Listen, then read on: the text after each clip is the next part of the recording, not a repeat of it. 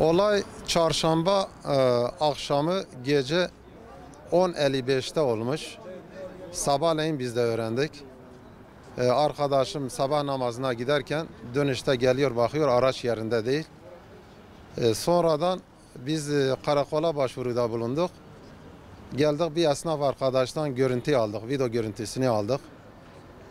İlk başta bir kişi gösteriyor video görüntüsünden. Sonra 3 kişi olduğunu fark ediyoruz. Gerekli yerlere müracaatlarımızı yaptık. Biz de çok mağdur olduk.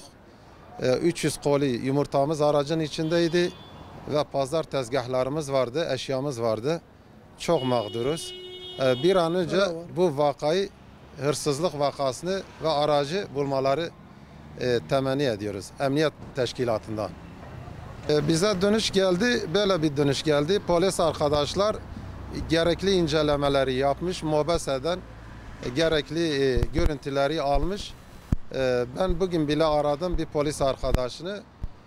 Bana söyledikleri aynen şudur. Devam ediyoruz. Bütün incelemelerimiz devam ediyor. Bir an önce bulursak, eğer size aracı bulursak size geri dönüş yapacağız. Yani maliyeti aşağı yukarı araçla beraber 65-70 bin civarı. Yani bir an önce diyorum ki hızlandırsınlar.